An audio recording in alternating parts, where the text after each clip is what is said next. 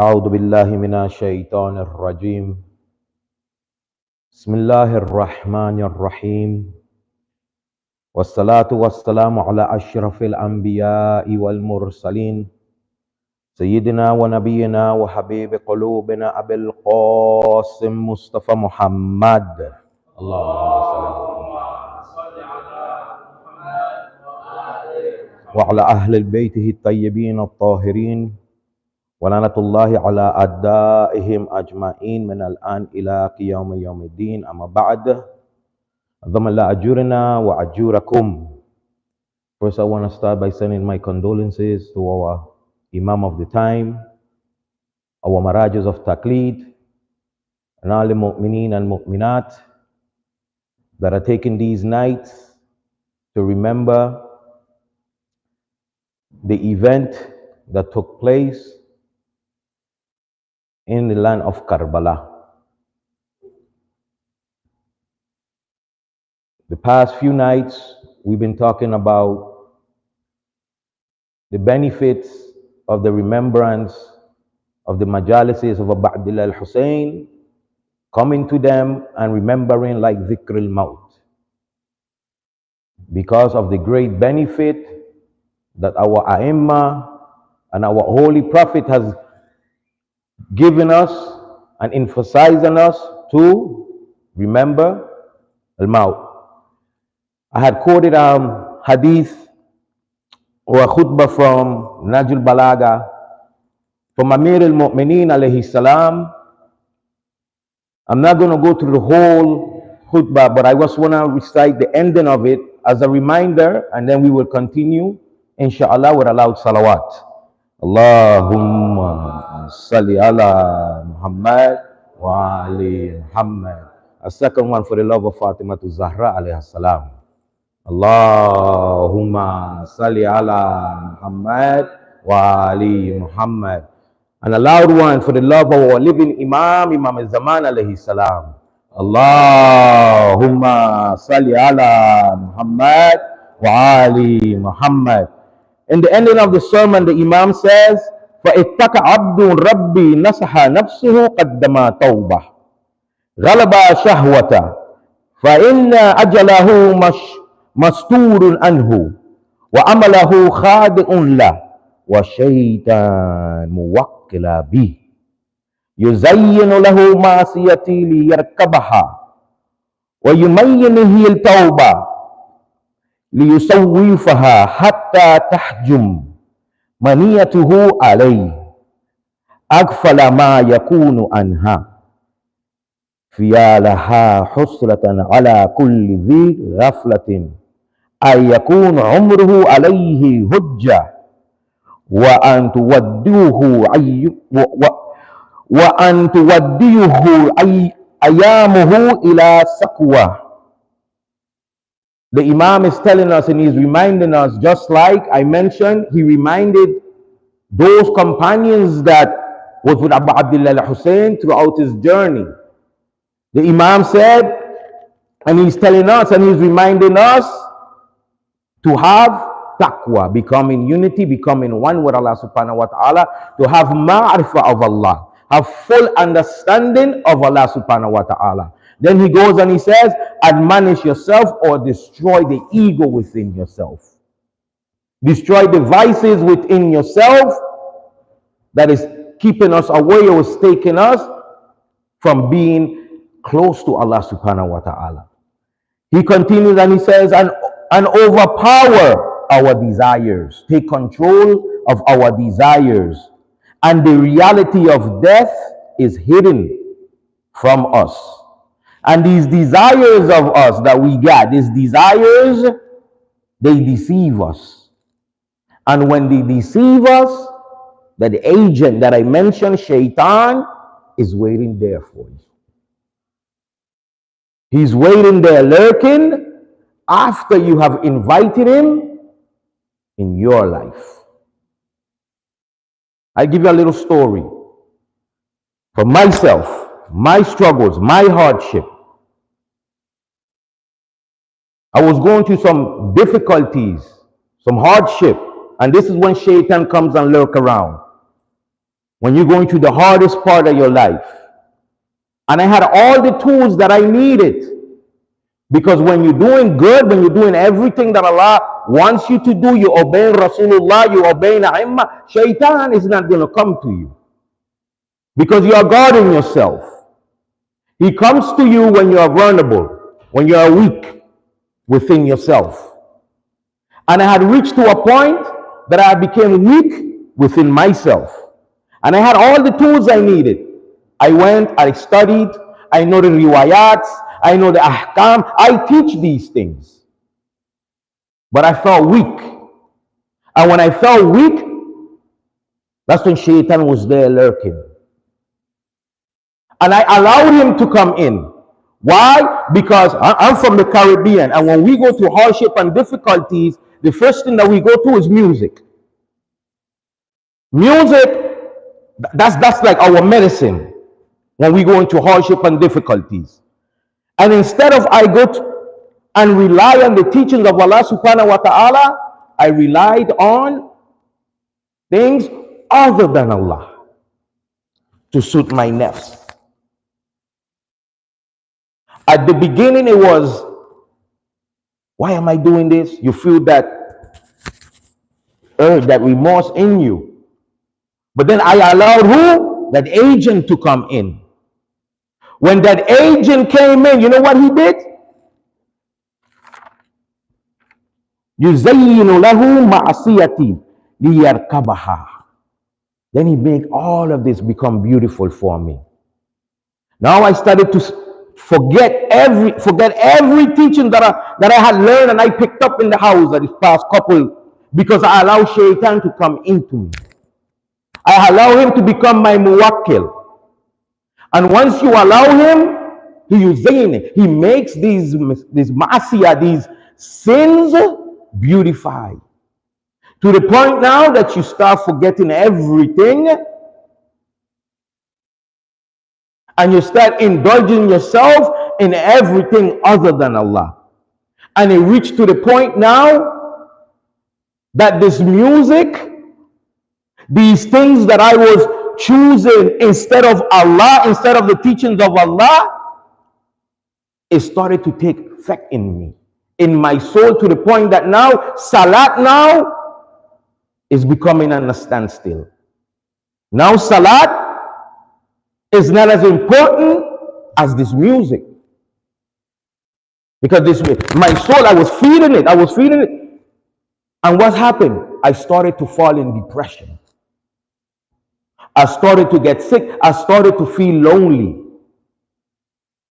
Why? Because I keep disconnecting myself from Allah.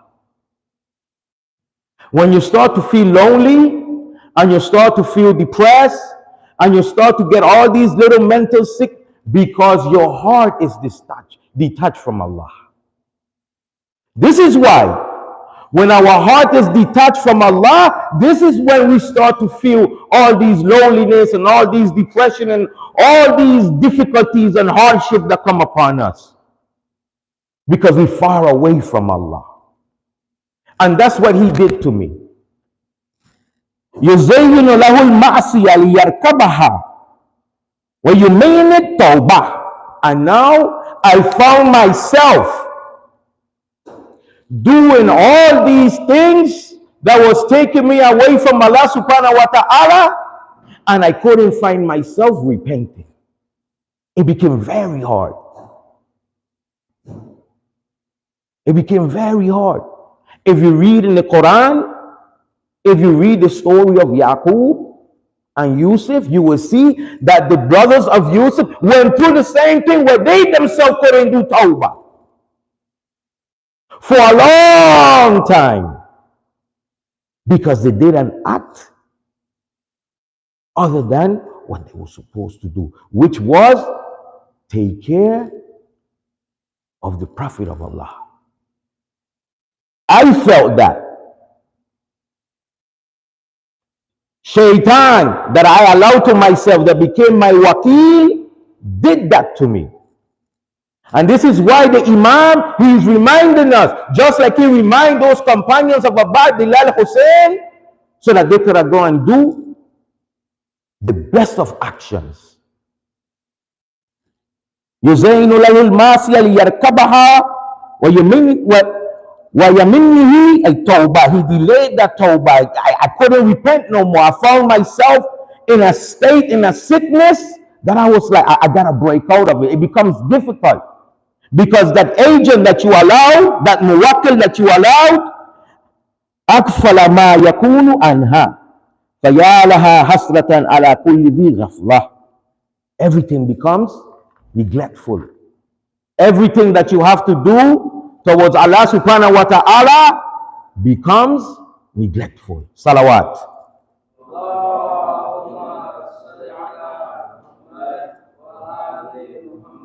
So I allowed him. He was waiting, lurking, because I wanted something other than Allah.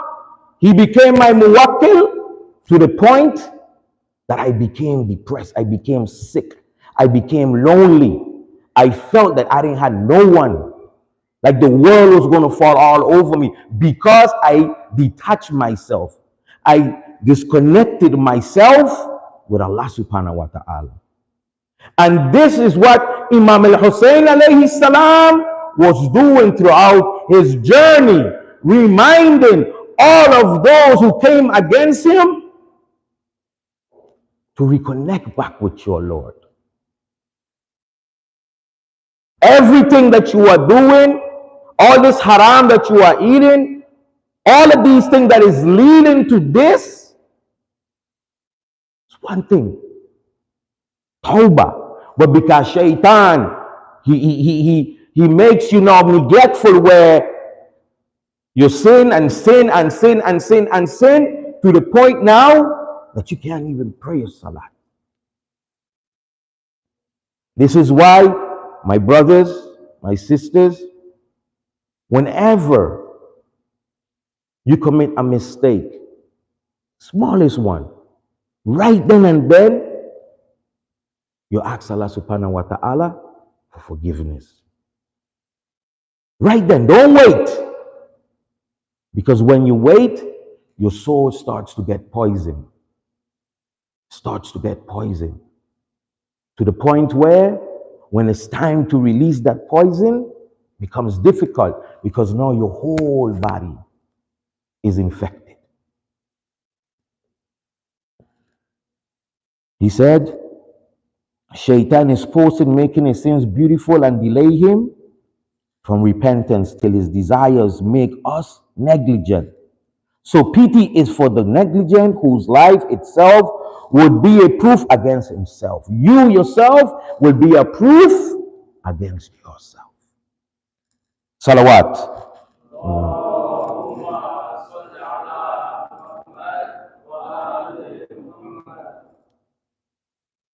In one of our books of hadith, in Al-Kafi, volume 2, page 329, number 6, Imam Ja'far al-Sadiq alayhi salam, Allahumma salli ala Muhammad wa ali Muhammad,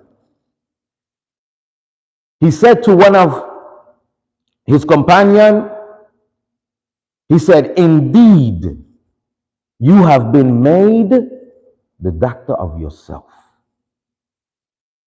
We are the doctor of ourselves. The ailment has been made manifest to you. If you pay attention, if you become aware, this disease, this sickness will become aware. We will know what it is. We will figure it out. The Imam continues and he said, you know the marvel of your health, and it has been shown, and the cure has been given to you. The cure. Quran and Itrati Ahlul Bayt. This is the cure. Quran and Ahlul Bayt. These majalises of Abdullah al-Hussain, this is the cure for our diseases, for our ego, for everything that is destroying us within. This is the cure. The Imam continues and said, and yet look at how you treat your soul. Subhanallah. He has given us everything, but look how we treat ourselves. We have to look within ourselves so that we can figure it out. This is what the Imam was teaching his companions throughout the journey. The Holy Prophet said, the truly powerful person is the one who has conquered himself. Alaykum salam Abdullah. The one who has conquered himself. Meaning, he has taken full control of his desires. In another riwayat, Imam Jafar al-Sadiq alayhi salam, salawat. Allahumma salli ala Muhammad wa ali Muhammad. He said, he who has complete control over himself, over his nafs, when he desires something, as well as when he fears something, when he is angry, when we become angry, as well as when he is pleased, we're very happy. Allah prohibits the fire from touching his body. Subhanallah. You understand these beautiful words? When you observe, when you do tafkir, every day, before you go to sleep, take a little pad, you do tafkir, how your day went. This is the first tool in bettering your life. Take a little pad and you write down, in the morning, this, in the afternoon, this. Right before I went to sleep, and look at it and see which one of these actions that I did throughout the day was displeasing in the eyes of Allah subhanahu wa ta'ala. Then you work on that. And you will see that the next day you wake up, you will start to be in control of yourself. That was the only thing that I was able to come out of the darkness that I was in. Knowing that now I have to take control of my nafs. That allows shaitan to be that muwakkil.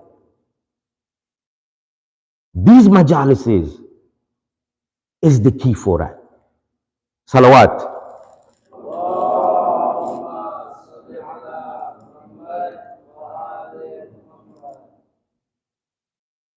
Again in Al-Kafi, volume 2, page 57, number 9, Imam Jafar al-Sadiq, alayhi salam, he quoted a hadith from the sermon of Rasulullah sallallahu alayhi wa sallam. And in this he said, O people, speaking to us, the companions, to the Sahabas, verily you possess certain characteristics, so be aware of these characteristics and act upon them. Look within yourself, look at your potential. Study the teachings of Rasulullah. See what the A'imah want us to do and act on it. Why? O people, verily you possess certain characteristics, so be aware of these characteristics and act upon them. And verily you have a destined end. Everything comes to an end. In this dunya, everything has a time. So take advantage of it. Take advantage of this time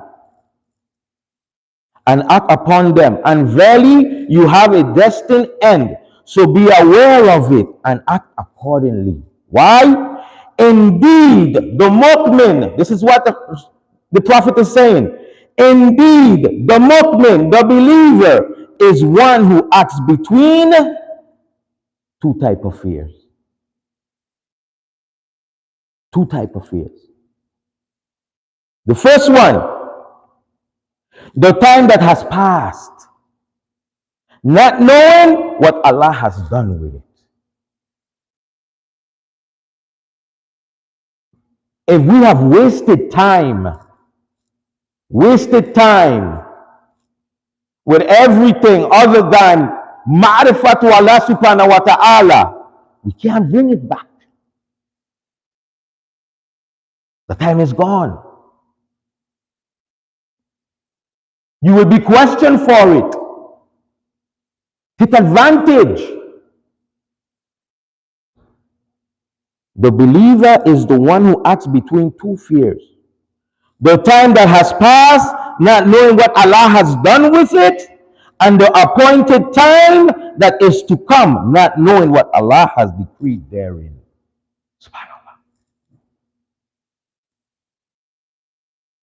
The believing servant should take the best from his inner self. The best from your inner self. And from this dunya, from this world, unto the next, and in your youth, meaning now, take advantage. Come to the majalises. Don't just look at it and listen to it like it's a story. Take what these important figures and these qualities that they manifested, implement them, take them, practice them, make them part of you, so that you can be one of those 313 for Imam. These are the teachings. If we keep taking them like storytelling and not actually taking the true teachings from it, then we're going to keep delaying Imam Zaman. All he needs is 313. We got how many going to Arba'in? How many? 313. Salawat.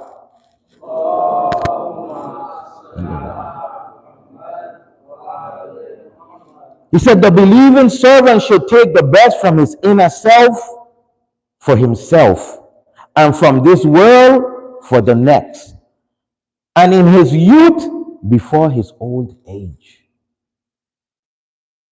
and in his lifetime before his death.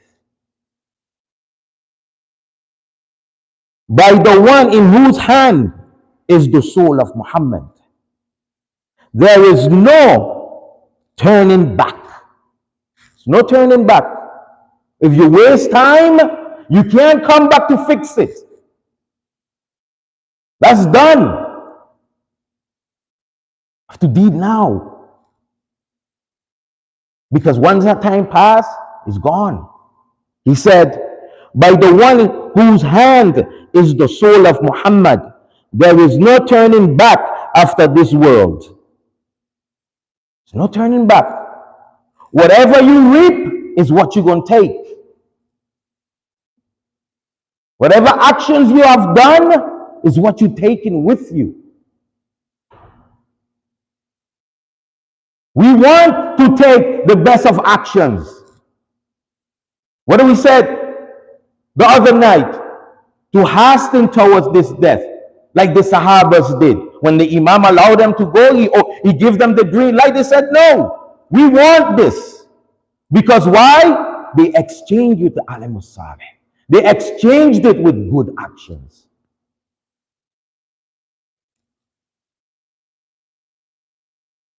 And no abode after it except two things: paradise or hell. For you to choose which one you want. For you to choose. This is why Imam Jafar as-Sadiq alayhi salam, with regard to the ayat of the Quran in chapter 55 verse 46, he says, وَلِمَنْ خَافَ مَقَامَ رَبِّهِ جَنَّتَانِ.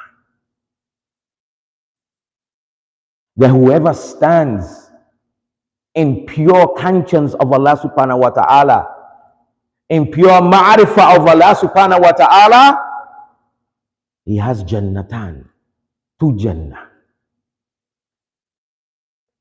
The Imam continues and said, whoever knows that Allah hears and sees everything that he says, everything that you know. He who knows that. Many people, many of us don't know. We act like there is no Allah. We do things like there is no akhirah.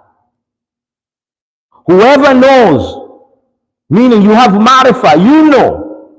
Whoever knows that Allah hears and sees everything that he says, that you say, and knows every single good or bad deed that you perform. That's why I told you, take your pad and you take notes every day. It's called muraqabah. You take notes day by day of your actions so that you can know your deeds, because only you are accountable for it. Before you sleep, you look at it. Okay, I did this. I was respectful to mom. I was respectful to dad. I did my chores. I didn't pray my salat on time. Okay, I gotta work on that now. See, this is the tool that is going to help you in this journey, in this sirat towards Allah subhanahu wa ta'ala. Whoever knows that Allah hears and sees everything that he says and knows every single good or bad deed he performs, this should prevent him from doing evil deeds. Prevent you now. Because now you're being aware. Now you're writing down everything. Now you're becoming the professor of your own self. This should prevent him from evil deeds. And that is the one who have taqwa, who has become in one with Allah.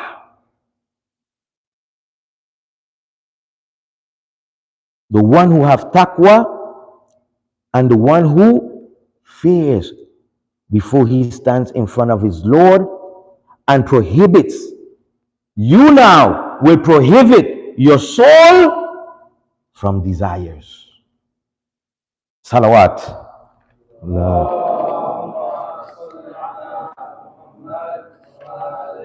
Now let's go back to the ayat that I recited the first two nights from Surah Al-Mulk, which says, Bismillahir Rahmanir Rahim, Tabarakalladhi biyadihi al-mulku wa huwa ala kulli shay'in qadir. Alladhi khalaqal mawta wal hayata liyabluwakum ayyukum hasanu amala. Wa huwal azizul ghafur. Sadaqallahul aliyyul azim. Salawat. Now, let's look at this ayat now and see what the Mufassirin says about the ayat. Qala Tabrisi, he says, خَلَقَ الْمَوْتَ لِتَعَبُّدُوا بِصَبْرِ عَلَيْهِ. In this ayat, Allah is saying that He created al-maut, death, so that we can devote ourselves to Him. He created death so that we can be aware and learn and educate ourselves and act with alam salih, because we know that we will have to face our Lord. خَلَقَ الْمَوْتَ لِتَعْبُدُوا بِصَبْرِ لِتَعْبُدِي بِصَبْرِ عَلَيْهِ, so that we can devote ourselves to the worship of Allah subhanahu wa ta'ala and refrain ourselves from masiyah, from dhunub, from sins. وَالْحَيَاةَ لِتَعْبُدِي بِشُكْرِ عَلَيْهِ, and He created life so that we can be in constant shukr to Allah subhanahu wa ta'ala. Because we will realize that in this life, Allah gave us every single thing we need in this journey to build our house in the akhirah. To do shukr. One of the most beautiful things I ever experienced and witnessed in my life was when I first moved to Karbala, to Najaf. I remember when the Kahraba went, the light, and it came back. I have never seen the happiest people in my life. With the most salawat. We had a power outage when the kite came back. How many of us sent salawat? How many of us did shukr to Allah? How many of us? Wallah, this was the most beautiful thing I saw. Because I, myself, growing up in the Virgin Islands, have gone through so many storms, have never did salawat when the light came back on. Till I learned that in Najaf. Hayat. For every single thing that Allah gave us, He said, I created this life so that you can do shukr. You can be thankful. Then He goes back and He said, or He created al-maut li-i'tibar, for a test. Li-i'tibar, for a test. Wal-hayat li-tazawwudi, to equip or furnish ourselves so that we can be prepared. We can be prepared for when our living Imam calls for us. We don't send letters in vain. We truly stand and become the Hussainis of Imam Zaman. This is what these majalises do. Then he says, قَدَّمَ الْمَوْتَ لِأَنَّهُ إِلَى الْكَهْدِ أَقْرَبُ. Now if you look at the ayat, in the ayat you will see that Allah, He is preceding maut. He is mentioning death before life. Why is that? He said because death is closer to our inner self. Akrab. Al-Kahri Akrab. When you translate this, one of the meanings is death is the inner self.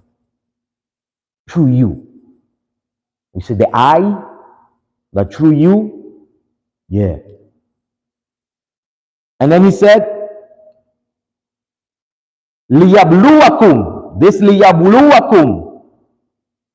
In other words, liyu'amilukum. That He tests you. What? Your actions. Your day-to-day actions. From when you wake up to how you deal with your parents. First of all, how you deal with yourself. To your parents, to your teachers, to your peers, to your Muslim brother, to your Muslim sister. Your day-to-day routine. لِيُعَامِلَكُمْ مَعَامِلَةً الْمُخْتَبِرِ. But what? What is this test with? بِالْأَمْرِ وَالنَّهِي. Enjoining good and forbidding what? Evil. Doing everything that is good and refraining from everything that is evil. Salawat. Allahumma salli ala. And then, this is the good part now. You see, this is why I say any bad that falls upon you comes from yourself. because everything from Allah is good. Then Allah comes and said, in the Mufassirin said, فَيُجَازِي كُلًّا بِقَدْرِ عَمَلِهِ. So now when you enjoy good and you forbid and you refrain yourself from all evil, Allah subhanahu wa ta'ala will reward you. You will get a reward. Kullan bikadri amalihi, according to how much you put into it. If you give it your all, Allah will give you His all. Just like in school. If you put into it, if you study hard, if you put the tablet aside and do what you have to do, you will get that A and get honors. You put in that hard work, as much as you put in, as much as Allah will reward you.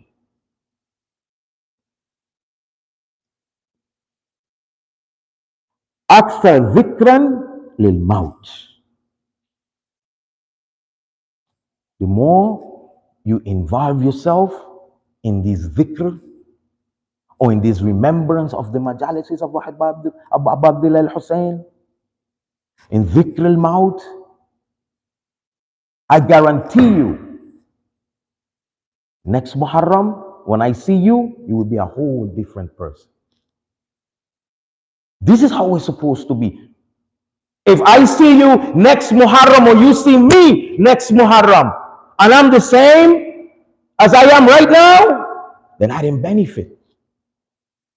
Something ain't went right in these majalises, in these 12 nights, or from now all the way till Wafat al-Nabi. For some communities, they will go all the way until Wafat al-Nabi. All night, every night, majalises. But no change. Subhanallah. وَأَحْسَنُ لَهُ إِسْتِعَادًا. And the best thing for you is to prepare yourself. Prepare yourself. وَعَلَيْهِ صَبْرًا وَأَكْثَرْ إِمْثِلًا وَالْحَيَاةِ. You will see that your obedience will be more. It will be way more. Let's go to Karbala.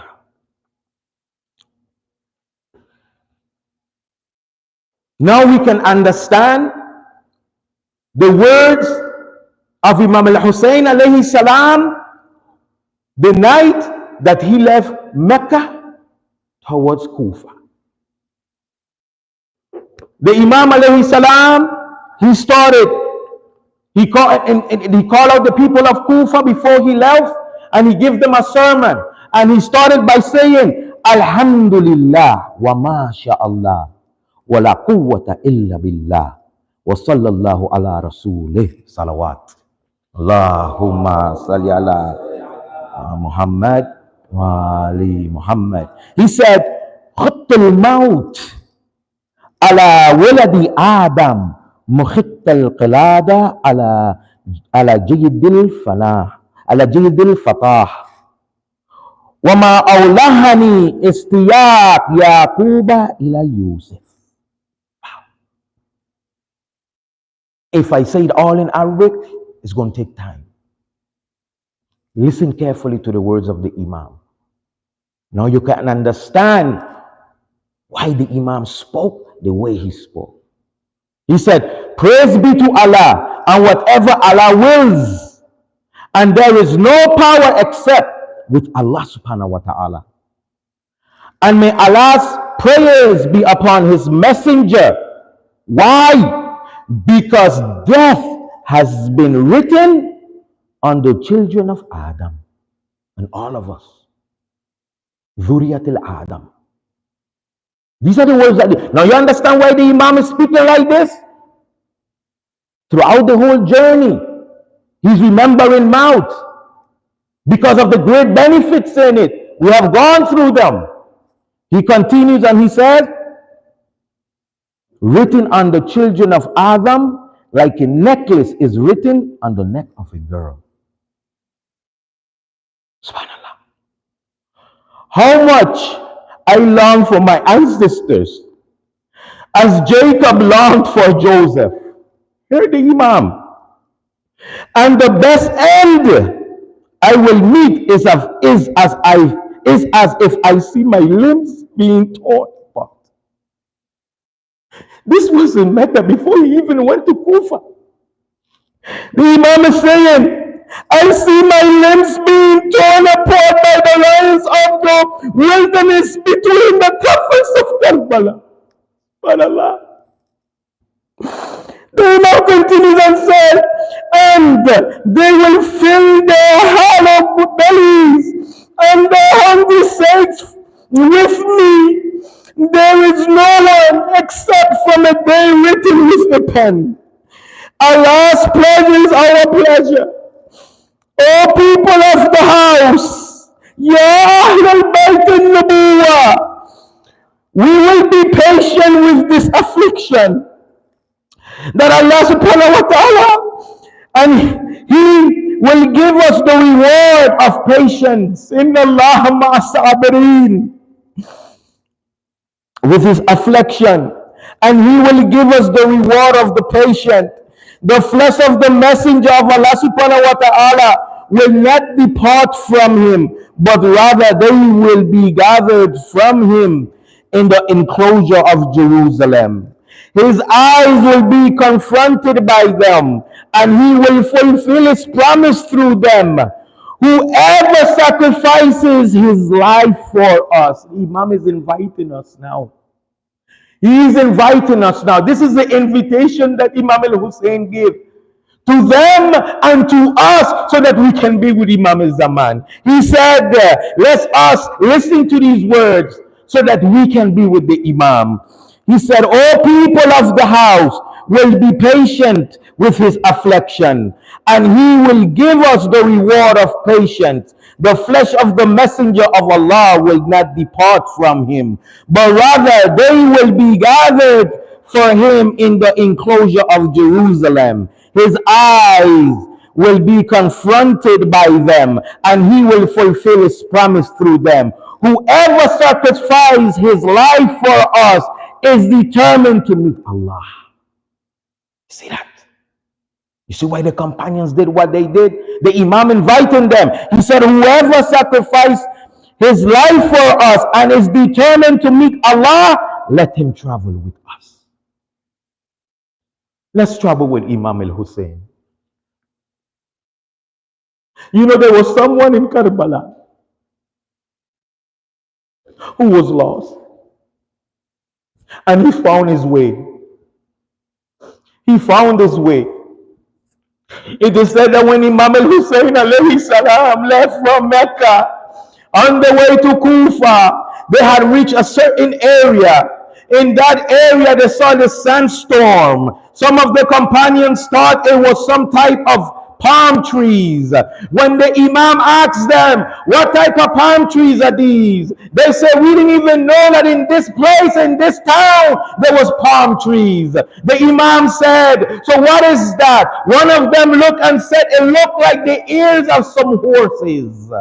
The ears of some horses that is coming towards us. The Imam, they moved to one side, the narration said. They moved to another side, the narration said. But when these horses came, they confronted the Imam, and it was that one person who was lost by the name of Hur. By the name of Hur. This Masaib that I'm going to recite tonight is very touchful. Hur and the Imam, they met. The Imam treated him with the utmost respect. Hur was trying to stop him from going into Kufa. This is what he was ordered to do. But throughout his meeting with Imam al-Hussain, there was something that touched him very much. It touched him very much. The way the Imam treated his animals, to the way the Imam treated him, that he went back to the camp of Umar ibn Sa'ad. There was Umar ibn Sa'ad. He went back to the camp, and they said that on the 9th of Muharram, Imam al-Hussain had light up a fire around the camps to keep the enemies away. and heard he was in the camp of Umar ibn Sa'ad, Shimr ibn Jawshan, these cruel people. But that night, something touched him very much. And I want us to be like her so we can connect with our Imam, with the words that he used. Her heard three things that night. The first thing he heard was Shimr saying that tomorrow they're going to be heads and hands flying all over the place. The second thing that he heard was somebody telling him, look at the camp of Hussain. He's already preparing himself for the hellfire. SubhanAllah. When heard this, he was like, no, this can't happen. Now he knows something ain't right.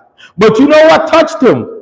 Some of the riwayat said what touched him was when he heard Umar ibn Sa'd saying, fetch for me water because the heel of my horses are burning with the heat of this sun.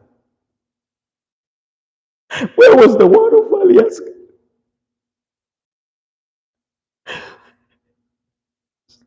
Sakina went to Fatul Abbas and she said, Ya Mu'ana Ashana, I am thirsty, but he is saying, bring water for my horses. When Hud heard this, he knew that something wasn't right. He looked at his son, and on the day of Ashura, the morning of Ashura, the 10th of Ashura, you know what he did? Umar ibn Sa'd looked at him. Shimr ibn Jawshan looked at him, and they saw that something was wrong with him. They looked at him. They said, what was wrong? These are the words that changed him. And they will change us tonight. He said, أُخَيْرَ النَّفْسِ بَيْنَ الْجَنَّ وَالنَّارِ. I have a fight within me. This fight that I have within me in choosing between heaven and hell. SubhanAllah. Just this. He decided to go to the camp of Imam al-Hussain.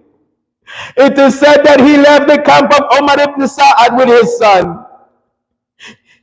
He had towards Imam al-Hussain. When he was going towards Imam al-Hussain, he was going with his head down. He was going with his head down towards Imam al-Hussain. Imam al-Hussain comes towards him, but before he comes, guess who comes out first? The general Abu Fadl Abbas. Imam al-Hussain tells him, go back, let's see what he says. Hud comes to the Imam and he got his head down. The Imam is asking him what's going on, what's happening.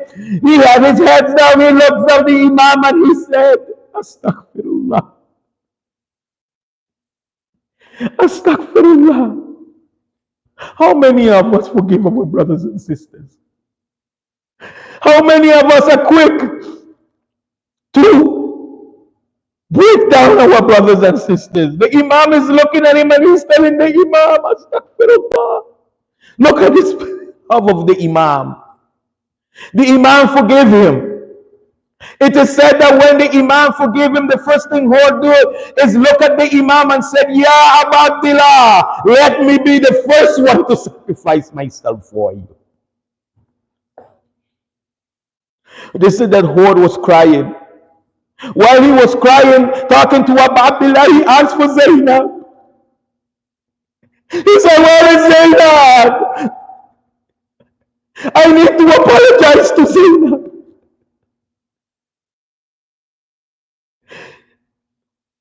أخير نفسي بين الجنة والنار. I told you choose.